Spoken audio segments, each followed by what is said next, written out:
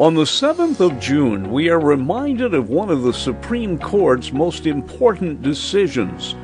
The case was Plessy versus Ferguson, and the Plessy was Homer Plessy, arrested on this date in 1892. A shoemaker, he was a so-called free person of color. He had been born 30 years earlier to a French-speaking Creole family in Louisiana. He bought a train ticket to take a short trip. The trip was for a first-class seat in the whites-only section. He did so as an act of civil disobedience to challenge one of Louisiana's racial segregation laws and to eventually try to force the Supreme Court to act.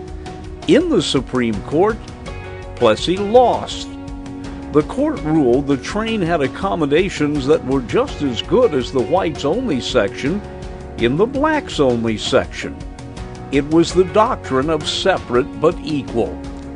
And separate but equal would be the law in America for 60 years, until Brown versus Board of Education, when the court ruled that the Plessy decision was wrong.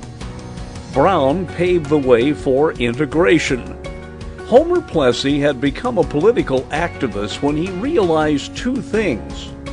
Although dark-skinned Creole people in Louisiana were lucky, they could vote and be a part of civic affairs. When it came to public transportation and national aspects, they were still black.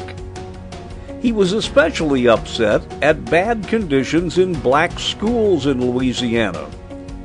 The Plessy versus Ferguson decision was 7-1. One justice went so far as to say that if the rules made Negro people look inferior, it was their fault, whatever that means.